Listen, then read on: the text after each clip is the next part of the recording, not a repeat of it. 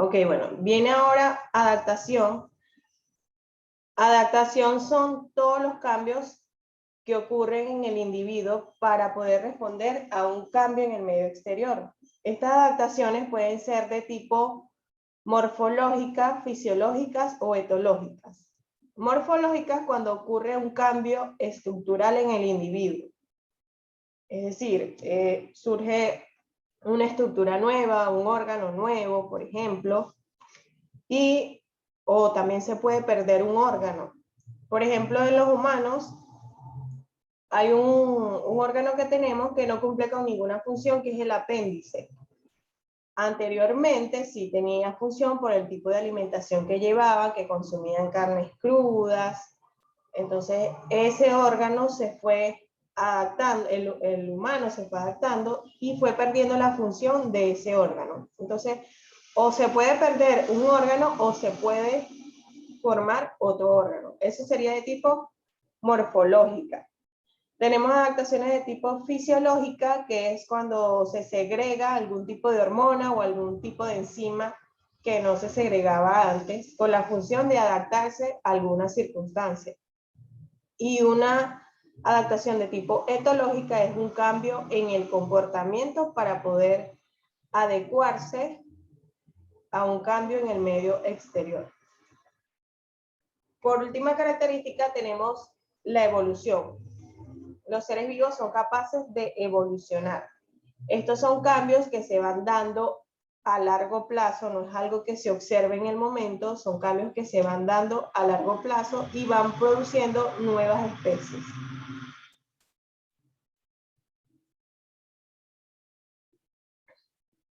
Tenemos ahora las teorías sobre el origen de la vida.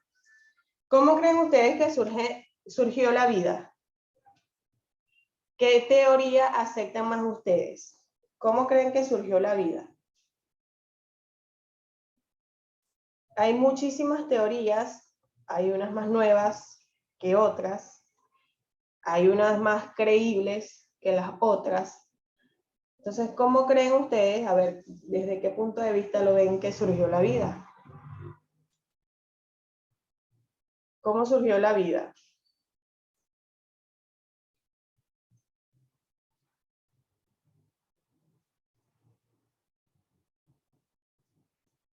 ¿Cómo surgió la vida? ¿Surgió de la nada?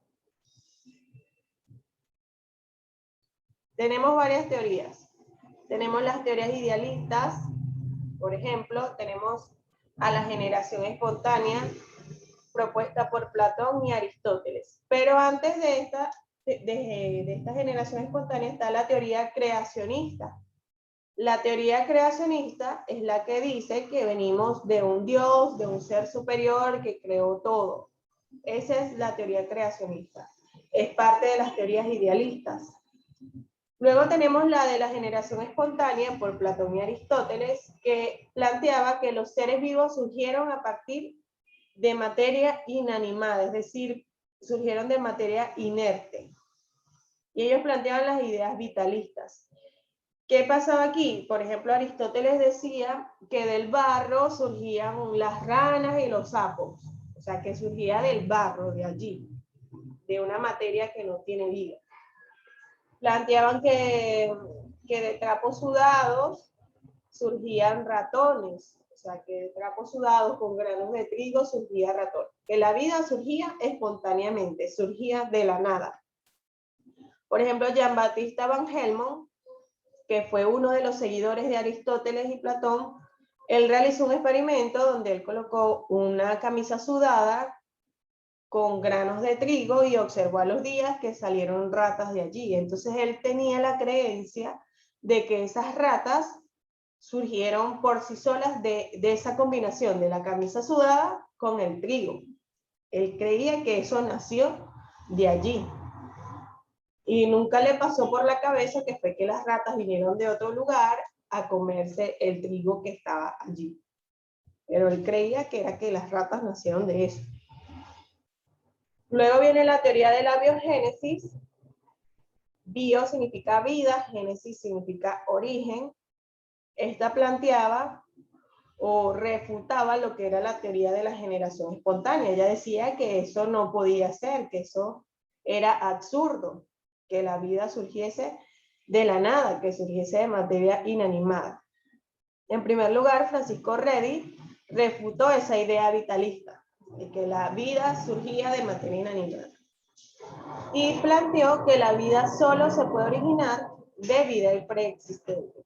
Planteó eso, la vida solo se puede originar de vida preexistente. Luego vino Luis Pasteur, que finalmente demostró la incongruencia de la generación espontánea. Fue quien puso fin a esa teoría. ¿De qué manera lo hicieron? Lo hicieron con la experimentación. Recordemos que toda ciencia se guía por el método científico. Por eso esta generación espontánea no fue aceptada, porque no tenía una validez científica. En aquella época lo creían porque no había suficiente conocimiento científico alrededor y todo lo que decían lo creían sin comprobarlo. Pero, por ejemplo, Francisco Redi realizó este experimento donde él colocó 3 frascos con trozos de carne.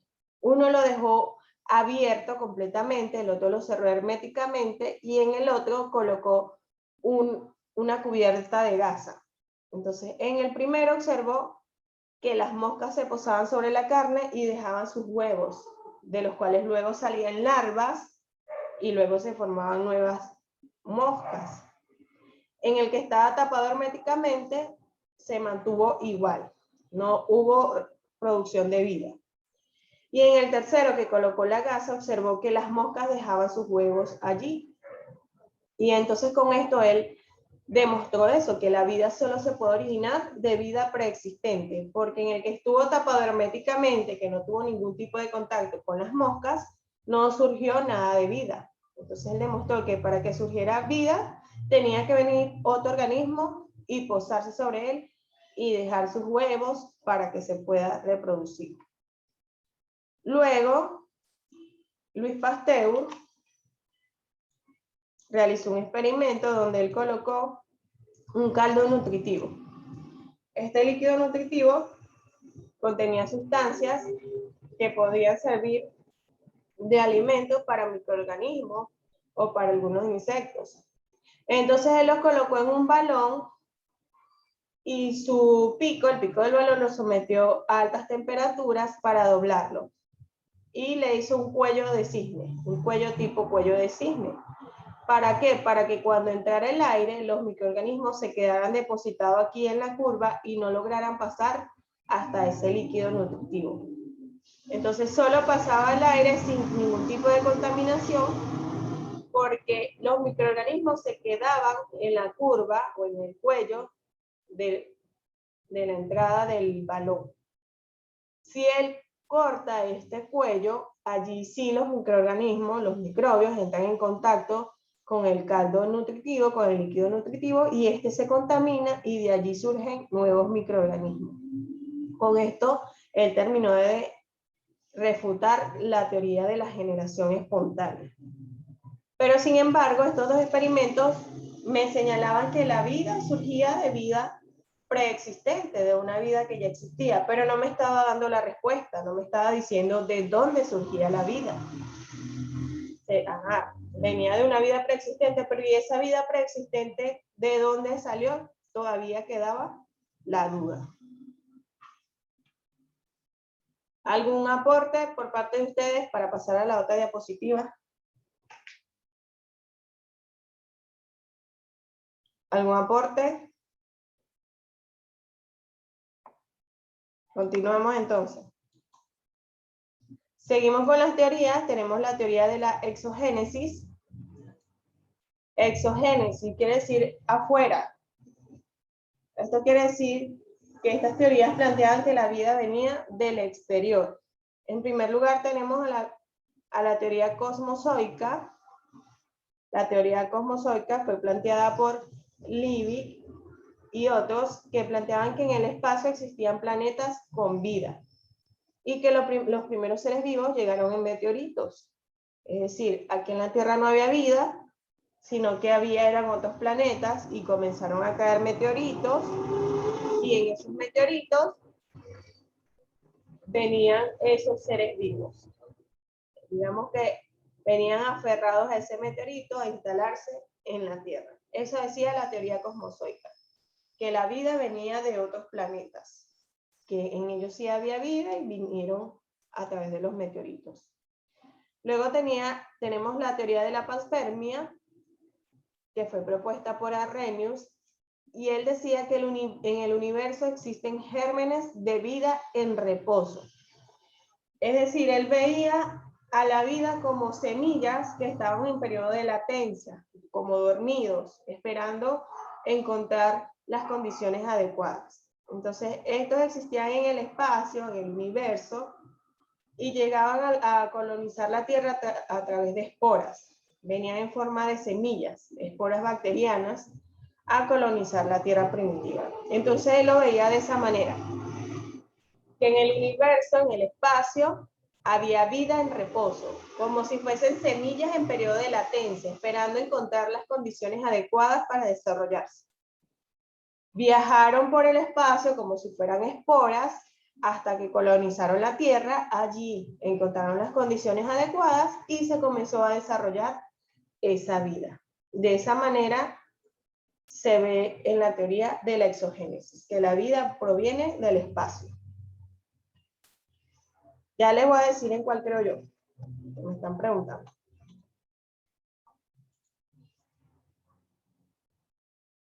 Luego tenemos la teoría bioquímica o quimiosintética. Esta es la más aceptada actualmente, la teoría bioquímica o quimiosintética. Esta fue propuesta por Jean-Baptiste Lamarck y Oparin y Haldon.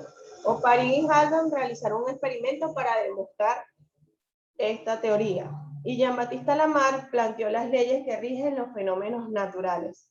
Fenómenos naturales como, por ejemplo, los choques eléctricos, la actividad volcánica. Todo esto lo explicó Jean-Baptiste Lamarck, por qué se daban estos fenómenos naturales. Oparin y otros plantearon que el origen de la vida es producto de una evolución química, factible solo en condiciones de la Tierra primitiva. Es decir, que la Tierra primitiva había ciertas condiciones para que se pudiese producir la vida. Por ejemplo, había mucha cantidad de aminoácidos, azúcares, bases nitrogenadas, que interactuando fueron formando los primeros seres vivos. Había gran cantidad de descargas eléctricas, temperaturas elevadas, radiación solar en la atmósfera. La radiación solar era muy alta, era muy fuerte, y había un caldo primitivo en los mares poco profundos. Cuando hablamos de caldo primitivo es que constaba de ciertas sustancias que eran la base para formar esos organismos vivos. Esta Tierra primitiva constaba de estas características. La Tierra estaba en estado incandescente, es decir, estaba ardiendo, la Tierra era muy caliente, pero esta se enfrió. Al enfriarse, el agua y la corteza provenían de los volcanes. Al enfriarse los volcanes, se formó lo que era la corteza terrestre. La composición de la atmósfera primitiva era metano, amoníaco, hidrógeno molecular, vapor de agua y fosfatos. No había oxígeno, nitrógeno, ni dióxido de carbono. Y existía una gran disponibilidad de energía mediante las tormentas eléctricas, la actividad volcánica, las radiaciones ultravioletas y las altas temperaturas. Entonces, ¿qué fue lo que hizo Oparin con otros investigadores? Ellos demostraron que la vida surgió de una evolución química realizando el siguiente experimento. Ellos colocaron en un balón, ellos hicieron todo un montaje, un experimento, colocaron en ese balón las condiciones que existían o simularon las condiciones que existían en la Tierra primitiva. Ellos colocaron todas las sustancias básicas como aminoácidos, azúcares y bases nitrogenadas. Lo colocaron en un balón. Y para simular las tormentas eléctricas, la actividad volcánica, las radiaciones ultravioletas y las altas temperaturas, los sometieron a una fuente de calor y aplicaron descargas eléctricas. Ellos aplicaron descargas eléctricas para simular esas tormentas eléctricas que existieron en ese momento. En otro extremo fueron agregando los principales gases de la atmósfera, gas metano, amoníaco, hidrógeno molecular, todos esos gases. Ellos hicieron toda una simulación de esa tierra primitiva, de esa atmósfera primitiva.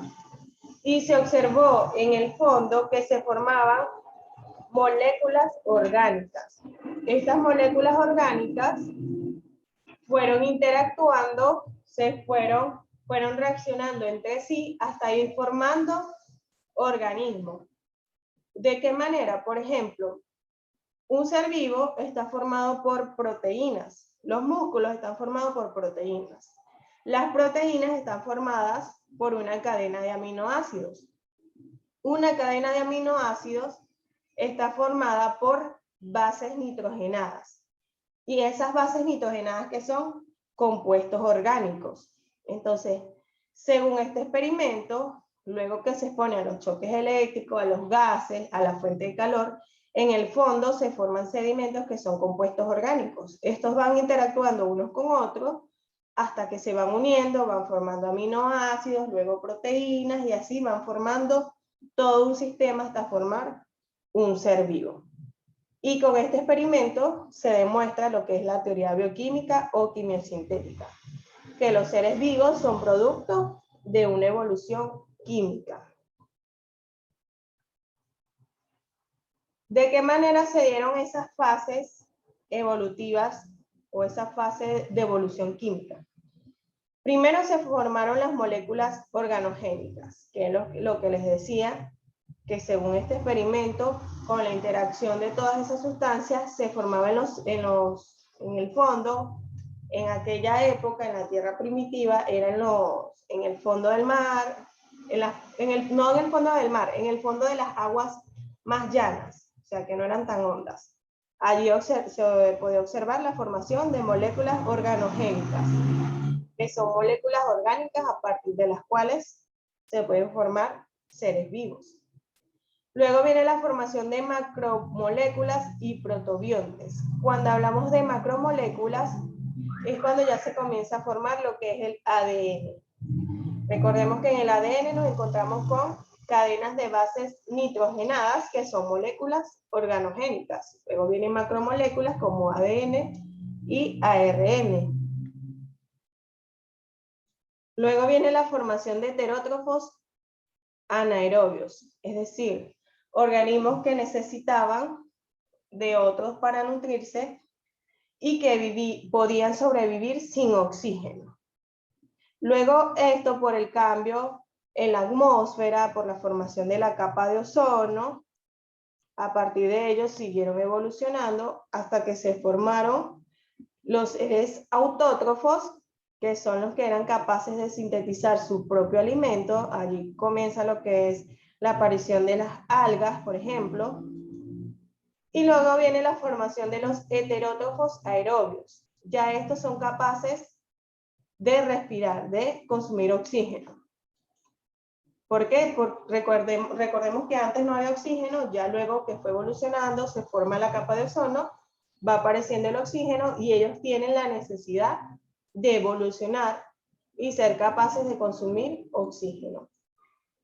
Y luego a partir de allí viene la evolución y diversificación, es decir, de allí surgen los diferentes organismos, plantas, animales, organismos unicelulares, protozoarios, bacterias, y allí se diversifica esos seres vivos, se especializan. Por aquí Manuel me pregunta que en cuál creo yo. La teoría más aceptada es esta, la teoría bioquímica o la quimiosintética.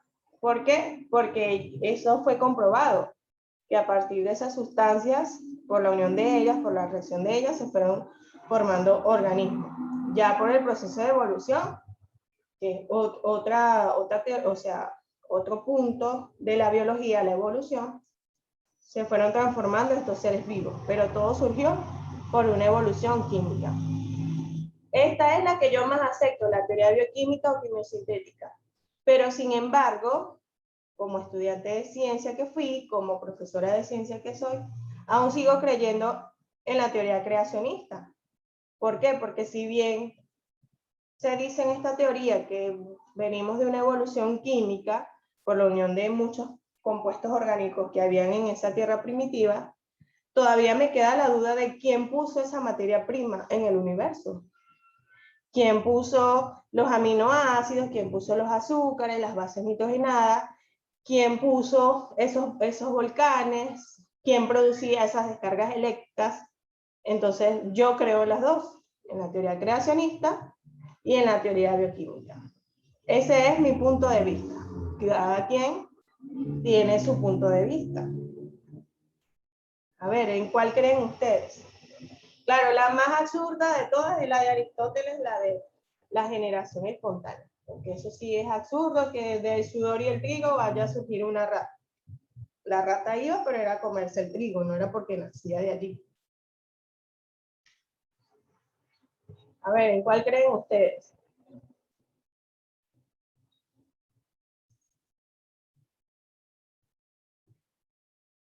¿Alguien que quiera participar? Le activo el micrófono.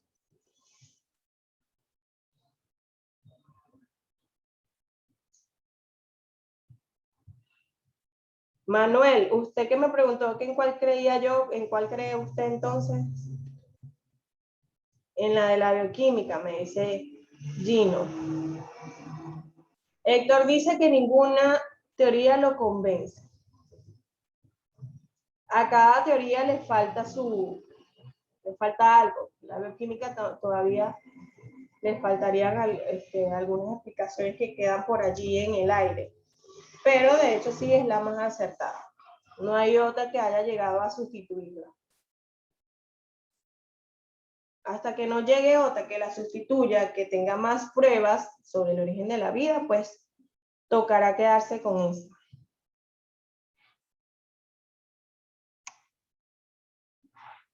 Ajá, Héctor me dice, ninguna tiene como esa explicación que se pueda decir, esa es la correcta. Exacto, es como a mí me queda la duda, si bien la bioquímica me dice que es por una evolución química, unión de sustancias que había en ese momento, sin embargo no me está diciendo quién puso esas condiciones para que se diera esa interacción química, para que se formara la vida. Entonces todavía queda allí esa duda. ¿Quién puso la materia orgánica para que se produjera la vida? No lo sabemos todavía. Bueno, con esto terminaríamos este tema. Quedaría pendiente la aplicación práctica. Como les dije, los miércoles voy a estar subiendo el video de la clase y les voy a dejar el formulario de la aplicación práctica. Son 10 preguntas, yo les coloco pregunta número 1, opción A, B, C, D, E. Ustedes van a comparar con el enunciado en el libro. Leen el enunciado en el libro y escogen la respuesta en el formulario. Entonces mañana les estaría dejando eso. Es un enlace que les doy. Ustedes se van en ese enlace y allí los envía directamente al cuestionario. Solo van a escoger la respuesta que consideren correcta. Y de esa manera les estaré evaluando los temas. De esa manera les estaré evaluando cada tema. No olviden tener sus apuntes. No sabemos si volvemos a clases presenciales y allí necesitarán tener sus apuntes. Mañana les mando el formulario. Mañana les coloco el video de la clase y el formulario en Cubicol. Mañana miércoles en la tarde les estaré publicando. Bueno, ya son las 11 de la mañana. Con esto terminaríamos la clase.